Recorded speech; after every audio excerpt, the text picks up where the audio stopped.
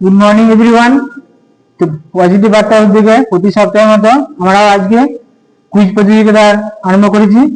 তো আজকে কুইজ প্রতিযোগিতার আরম্ভ হবে আর আমি প্রশ্ন করব। তো যারা উত্তর করবে তারা হাত তুলবে, হ্যাঁ, তারপরে একজনকে এখানে ডেকে নেওয়া হবে। তো আজকের প্রথম প্রশ্ন হলো, হৃৎপিণ্ডের আবরণীকে কি বলে?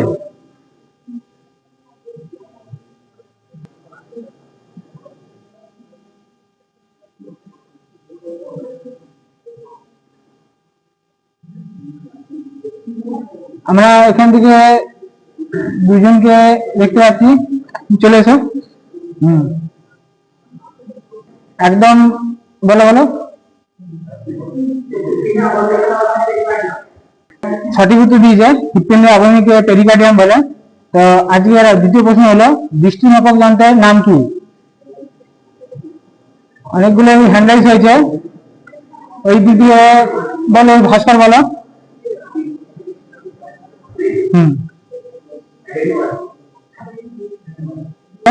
দৃষ্টিমাপক যন্ত্রের নাম লেন্স। আমি প্রশ্ন করার জন্য বুদ্ধদেব স্যারকে আমি স্টেজে আহ্বান জানাবো।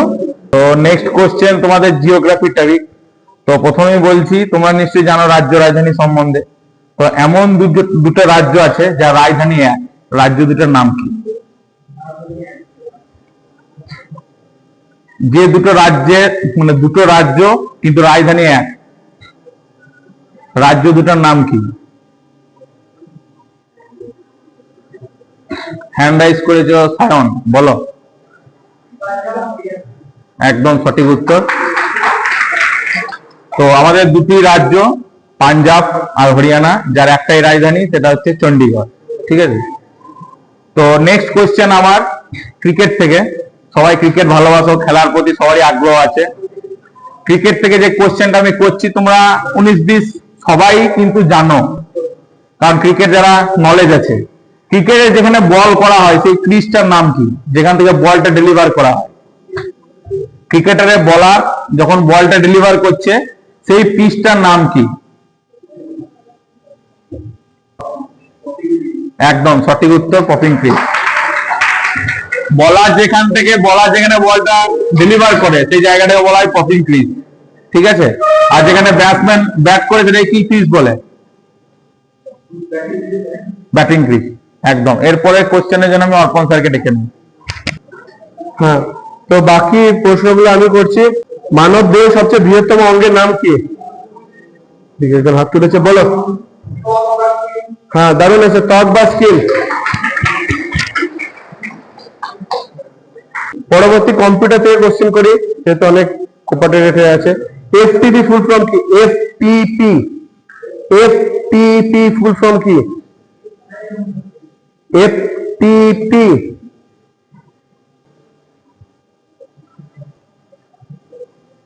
বল। দারুণ আছে, ফাইল ট্রান্সফার প্রোটোকল।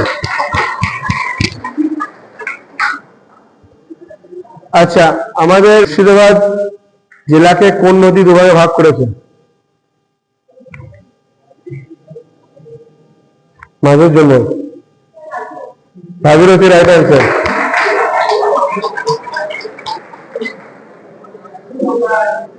আচ্ছা, আর একটা কোশ্চেন করি লাস্ট, বায়োলজি। জাইলেম কলার, জাইলেম ফ্লোয়েম আছে না, তো জাইলেম কলার কাজ কি? বল কবিতা। কিসের? শরীরের? মানুষের শরীরে জাইলেম কলা থাকে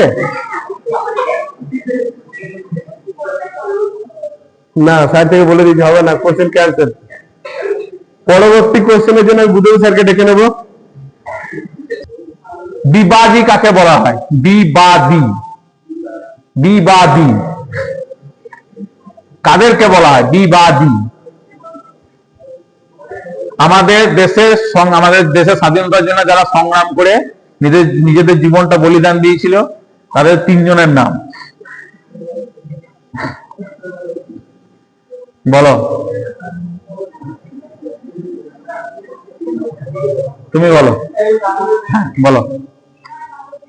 একদম সঠিক উত্তর। বেশিরভাগ জনই বীরভূমকে চেনো, বীরভূম থেকে। বীরভূমে রবীন্দ্রনাথ ঠাকুর যে জায়গাটা প্রতিস্থাপন করেছিল সেই জায়গাটার নাম কি?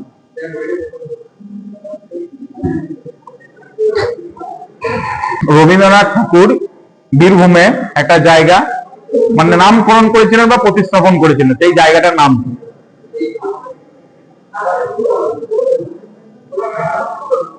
বলো, তুমি বলো।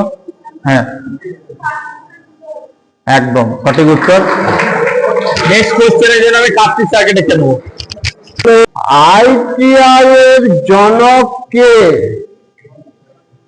এই কোশ্চেনটার অ্যান্সারটা চাই। আইটিআই এর জনক কে?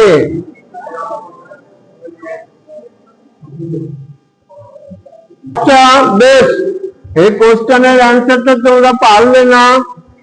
নেক্সট টাইমের জন্য আমি এগিয়ে যাচ্ছি। এটাই লাস্ট কোশ্চেন। আইটিআইটা শুরু হয় কত সাল থেকে, মানে রানিং হয়, প্রথম ফার্স্ট স্টার্ট হয়? আচ্ছা অঙ্কিত দাঁড়াও, না হলো না বাবা, বসো। এটা ফার্স্ট স্টার্ট হয় 1950 খ্রিস্টাব্দে। 50 খ্রিস্টাব্দে প্রথম যখন আমাদের প্রজাতন্ত্র দিবস হয় তার পরের মাসে। ঠিক আছে, নেক্সট কোশ্চেন হচ্ছে, যে কোশ্চেনটা করেছিলাম আগে, আইটিআই এর জনককে, কোনো একটা ব্যক্তি জনক নয়। এই আইটিআই এর জনক হচ্ছে একটা সংস্থা, ডিজিটি। ঠিক আছে, ক্লিয়ার হলো? আমাদের কুইজ কম্পিটিশনের পুরস্কার বিতরণী পর্ব, যারা পারফরমেন্স করেছে তাদের মধ্যে এখানে উপস্থিত হয়েছে, একে একে তাদেরকে পুরস্কার দিয়ে বিশেষভাবে সম্মানিত করা হবে। পুরস্কার দেওয়ার জন্য স্টুডেন্টদেরকে প্রথমে আমি ডেকে নিচ্ছি। সমীরণ স্যার, আপনি একটু স্টেজে আসুন।